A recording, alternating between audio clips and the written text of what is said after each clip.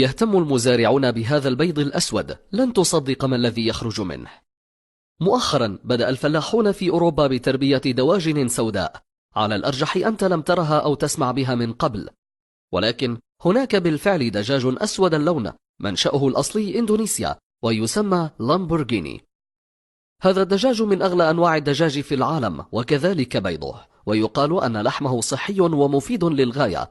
الدجاجة سوداء بالكامل، حيث يطول السواد لون الريش والمخالب والجلد، كل شيء فيها أسود اللون حتى لحمها أسود اللون.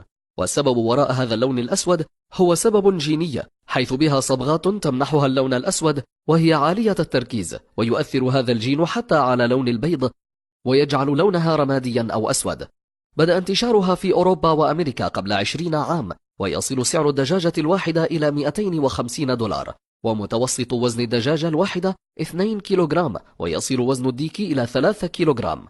تتميز هذه الدواجن بمذاقها الطيب، وهي تؤثر إيجابيا على الصحة، حيث تزيد من مناعة الجسم نحو الأمراض. ويقال إنه في إندونيسيا يتم تخصيص هذا الدجاج للنساء الحوامل لاحتوائه قدرا كبيرا من الحديد.